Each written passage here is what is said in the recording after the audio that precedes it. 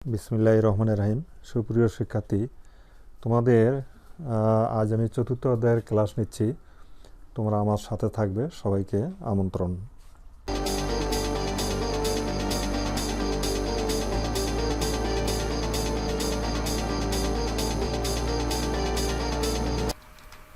সুপ্রিয় শিক্ষার্থী, আজ আমি কথা বলছি চতুর্থ অধ্যায়ের HTML এর যে বুলেট এবং নাম্বার লিস্ট ট্যাগের ব্যবহার আছে, সেই বুলেট এবং নাম্বার লিস্ট ট্যাগগুলো ব্যবহার করে আমরা যে বিভিন্ন ধরনের তালিকা ওয়েব পেজে প্রকাশ করে থাকি, সেই বিষয় সম্পর্কে আসলে মূলত আজকে তোমাদের ক্লাস নিচ্ছে। তো আমি এখানে কিছু কথা লিখে দিয়েছি যে এই বুলেট এবং নাম্বার লিস্ট সম্পর্কে, যে ওয়েবসাইটের পেজগুলো বিভিন্ন ডিজাইনের এবং ভিন্ন ভিন্ন আকারের লেখাগুলি মূলত দৃষ্টিনন্দন সুন্দরভাবে উপস্থাপন করার জন্য তালিকা আকারে প্রকাশ করা হয়ে থাকে।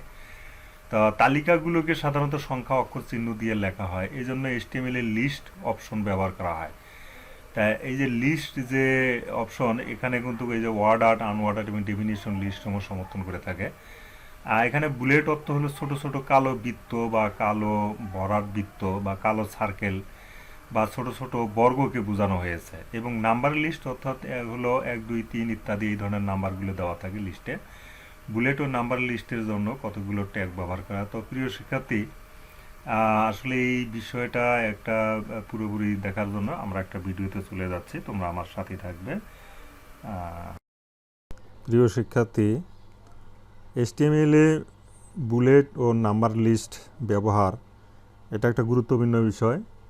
তো আমরা আসলে বুলেট কাকে বলবো, HTML এ যে বুলেট এবং নাম্বার লিস্ট, বুলেট জিনিসটা কি? এখানে বুলেট হলো আসলে আমরা যে ছোট ছোট ডিস্ক বা এইরকম ভরাট ডিস্ক বা বৃত্ত, অথবা ছোট ছোট যে বর্গ এগুলো ব্যবহার করি, এই যে এগুলিকে বলা হয় মূলত বুলেট আর কি। আর নাম্বার তো তোমরা জানোই যে নাম্বার যেমন 1, 2, 3, 4 ইত্যাদি, এগুলো হলো নাম্বার লিস্ট। তো HTML এর যখন আমরা কোনো লিস্ট করি, সেটা লিস্টটা খরচের লিস্ট হোক বা খাদ্য তালিকার কোনো লিস্ট হোক, তা এই লিস্টগুলো যখন করি তখন এইগুলো পর্যায়ক্রমে এই চিহ্নগুলো ব্যবহার হয়। আচ্ছা, এখন আসলে ওয়েব পেজকে সুন্দর ও দৃষ্টিনন্দনভাবে উপস্থাপনের জন্য লেখার অনেকগুলো আইটেম সংখ্যা অক্ষর বা চিহ্ন দিয়ে তালিকা আকারে উপস্থাপন করার জন্য HTML এ এই লিস্ট অপশনগুলো কিন্তু ব্যবহার করা হয়। তাহলে এই লিস্ট অপশনগুলো সাধারণত ওয়ার্ড আর্ট এবং আনওয়ার্ডার্ড, অর্থাৎ ধরো ওয়ার্ড আর্ট, আনওয়ার্ডার্ড, তারপর আরেকটা আছে ডেফিনেশন, এইভাবে আসলে লিস্টসমূহও এইভাবে ব্যবহার করা হয়। তো আমরা প্রিয় শিক্ষার্থী, এখন এই যে ওয়ার্ড আর্ট, আনওয়ার্ড আর্ট এবং ডেফিনেশনের ব্যবহারের জন্য, লিস্ট আইটেমে ব্যবহারের জন্য যে ট্যাগগুলো, সেই ট্যাগগুলোর আমি নাম বলছি। যেমন ওএল হলো এই একটা ট্যাগ, এবং আসলে এটা হলো ওয়ার্ড আর্ট লিস্ট ট্যাগ, যেটাকে বলা হয় ওয়ার্ড আর্ট লিস্ট। ওতে হলো ওয়ার্ড আর্ট, ওয়ার্ড আর্ট, এলতে হলো list, word art list tag, এইরকম আসলে ট্যাগটা। আচ্ছা, তারপরে আছে তোমার ইউএল, এটা হলো আনওয়ার্ডার্ড লিস্ট, আনওয়ার্ডার্ড লিস্ট ট্যাগ, যেটা আনওয়ার্ডার্ড লিস্ট ট্যাগ। তারপরে আরেকটা আছে এলআই, এই যে এলআইতে হলো আসলে লিস্ট আইটেম, যেটাকে বলা হয় LIST, লিস্ট আইটেম। এই লিস্ট আইটেম মানে আসলে ধরন, অর্থাৎ বা প্রকার, আইটেম হলো ধরন বা প্রকারভেদ যেটা। তারপরে হলো আরও ট্যাগ আছে, যেমন ডিএল, এই ট্যাগটা ব্যবহার হয় সাধারণত ডেফিনেশন লিস্ট নির্ধারণ করার জন্য। ডিতে হলো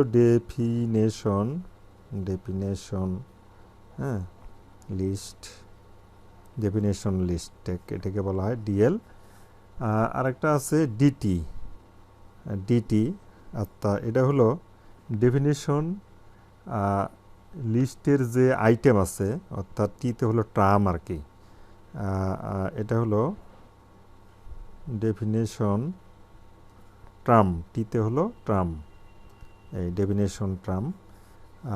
তারপরে আছে ডিডি, হ্যাঁ, ডেফিনেশন ডেসক্রিপশন, ডেফিনেশন ডেসক্রিপশন যেটাকে বলা হয়, হ্যাঁ, ডেসক্রিপশন, ডেফিনেশন ডেসক্রিপশন ট্যাগ। এইভাবে আসলে এই যে বুলেট এবং নাম্বার লিস্টে এই ট্যাগগুলো ব্যবহার করা হয়। প্রিয় শিক্ষার্থী, তোমাদেরকে আমি অর্থাৎ একটা ধরো আনঅর্ডার্ড একটা লিস্টের একটা HTML ট্যাগ আমি লিখে দেখাচ্ছি। ধরো এইরকম একটা আনঅর্ডার্ড লিস্ট আছে, আমি আনঅর্ডার্ড লিস্টটা এখানে লিখে দিচ্ছি,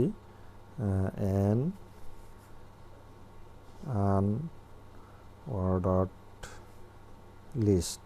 হ্যাঁ, ধরো এরকম আছে, লিস্টে এরকম লেখা আছে, হয়তো এরকম গোল চিহ্ন দিয়ে আছে রাইস, তারপরে আমরা সাধারণত টি, তারপরে এরকম গোল চিহ্ন দিয়ে এইরকম মিল্ক, হ্যাঁ, মিল্ক। তো এইভাবে ধরো আরও থাকতে পারে, ধরো সল্ট, হ্যাঁ, এইরকম একটা মনে করো একটা আনঅর্ডার্ড লিস্ট আছে। এখন এই লিস্টটার আমরা HTML কোড কিভাবে লিখব? এখন এই লিস্টের যদি আমরা HTML কোড লিখতে যাই, তাহলে এতক্ষণ যে আসলে এই যে ট্যাগগুলো আমরা দেখাইলাম, এই ট্যাগগুলো দ্বারা আসলে ব্যবহার করেই এটা ওয়েব পেজে লিখতে হবে। অর্থাৎ ওয়েব পেজে তোমার যদি এইভাবে একটা আনঅর্ডার্ড লিস্টের তালিকা দেখাও, রাইস টি, মিল্ক সল্ট, তাহলে কিন্তু তোমার এই ট্যাগগুলো ব্যবহার করতে হবে। অর্থাৎ এই ট্যাগগুলো ব্যবহার করেই লিখলেই তাহলেই কিন্তু তোমার অর্থাৎ ওয়েব পেজে এই ধরনের একটা লিস্ট দেখাবে, এই ধরনের একটা লিস্ট দেখা যাবে। তো প্রিয় শিক্ষার্থী, আমি তোমাদেরকে এই লিস্টের জন্য মানে কিভাবে HTML কোড লিখতে হবে বা ওয়েব পেজে শো করার জন্য, হ্যাঁ, যে কোডটা লিখতে হবে সেটা আমি এখনই লিখে দিচ্ছি।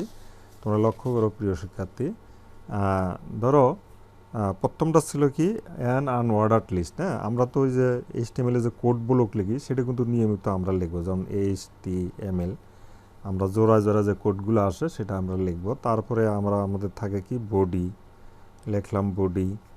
তারপরে থাকে আমাদের, আচ্ছা, এখন আমরা এই যে আনঅর্ডার্ড যে লিস্ট যে কথাটা, এটা আমরা হিডিং ট্যাগে ব্যবহার করব।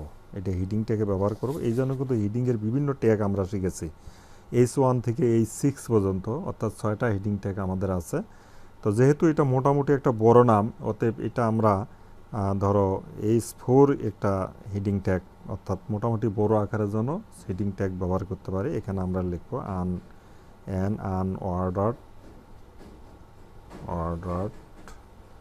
লিস্ট, লিখে আমরা এটা ইন্ডিং ট্যাগ দেবো H4।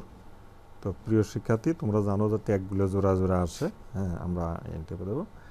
তারপরে আমরা যেহেতু এটা আনঅর্ডার্ড লিস্ট কথাটা, আনঅর্ডার্ড লিস্টের জন্য, এই জন্য কিন্তু আমরা এখন ব্যবহার করব, অর্থাৎ আনঅর্ডারের জন্য যে UL ট্যাগ আছে, হ্যাঁ, UL তোমরা দেখেছো এতক্ষণ যে এই যে UL ট্যাগটা আনঅর্ডার্ড লিস্ট ট্যাগ, সেই ট্যাগটা আমরা এখানে ব্যবহার করব, আনঅর্ডার্ড লিস্ট ট্যাগ। আচ্ছা, আনঅর্ডার্ড লিস্ট ট্যাগ এখানে লেখার পরে আমরা কিন্তু এখন এইগুলো কিন্তু হলো আইটেম আমাদের, এই যে রাইস, টি, মিল্ক, সল্ট, এগুলো কিন্তু আইটেম। এই জন্য আমরা কি করব, অর্থাৎ LI ট্যাগ যেটা আছে লিস্ট আইটেম, এই ট্যাগটা ব্যবহার করব। তাহলে আমরা এখানে UL লেখার পরে আমরা পরের লাইনেই লিখি যে LI list item. List item আমাদের কি ছিল, অর্থাৎ রাইস ছিল, রাইস। আমরা এই আনঅর্ডার্ড লিস্ট ট্যাগ ব্যবহার করার ফলে আমাদের কিন্তু বৃত্ত, বর্গ এগুলো কিন্তু এখানে চলে আসবে। তাই রাইস আমরা লিখলাম, ইন্ডিং ট্যাগ দিলাম, LI ট্যাগ দিয়ে শেষ করলাম। তারপর এইভাবে লিস্ট আইটেম যতগুলো নাম আছে, যেমন টি, হ্যাঁ, টি লিখেছি, তাহলে ইন্ডিং ট্যাগ দিয়া LI লিস্ট ট্যাগ টি দিলাম। তারপরে LI লিস্ট ট্যাগ নিয়ে তারপরে ছিল কি মিল্ক, হ্যাঁ, আমরা মিল্ক লিখলাম, ইন্ডিং ট্যাগ LI আমরা দিলাম। তারপরে আবার আরেকটা আছে টি, কত সল্ট, হ্যাঁ, তাহলে আমরা সল্টটা লিখলাম, ইন্ডিং ট্যাগ LI। অর্থাৎ এইভাবে আমাদের যখন আসলে এই লিস্ট আইটেমটা লেখা শেষ হয়ে গেল, এখন কিন্তু আমরা তাহলে যে আনঅর্ডার্ড লিস্ট যে ইউএল লিখেছিলাম এটার আমরা ইন্ডিং ট্যাগ ব্যবহার করব ইউএল। তারপরে যথাক্রমে বডি আছে, বডি ব্যবহার করব, আন্ডার ট্যাগ বডি বডি, এবং তারপরে শেষে আমাদের প্রথম যেটা HTML ট্যাগ নিয়েছিলাম সেই HTML ট্যাগ ব্যবহার করব। তো আমাদের এইভাবে যখন আমরা ওয়েব পেজে অর্থাৎ HTML কোড ব্লকটা লিখি তাহলে কিন্তু আমাদের যেটা শো করবে অর্থাৎ এটাই শো করবে। আমরা যখন এটাকে রান করাবো এই প্রোগ্রামটা যখন আমরা দেখব তখন আমাদের কিন্তু এই লিস্টটা এইভাবে দেখাবে। তো এই লিস্টে ওয়েব পেজে দেখার জন্য আমাদের যে HTML কোডটা লিখতে হবে সেটা হবে এইরকম। তো প্রিয় শিক্ষার্থী, আশা করি তোমরা আসলে এই HTML বুলেট এবং নাম্বার লিস্ট ব্যবহার করার জন্য যে ট্যাগগুলো ব্যবহার করা হয় সেই ট্যাগগুলোর নাম আমি এখানে দিয়ে দিলাম। তো সব ট্যাগ কিন্তু এখানে ব্যবহার হয়নি। তো আমরা পরবর্তীতে আরও 2-1টা ভিডিও করব যেগুলোতে এই অন্য ট্যাগগুলো ব্যবহার দেখাবো। তাহলে এরপরে আমরা আচ্ছা ওয়ার্ডার্ড একটা, এটা আনওয়ার্ডার্ড লিস্ট করবো, আনওয়ার্ডার্ড লিস্ট করলাম, এরপরে আমরা ওয়ার্ডার্ড একটা লিস্টের ভিডিও দেখলে আমরা পুরোপুরি বুঝতে পারবো। তো সকলকে শুভেচ্ছা এবং ধন্যবাদ।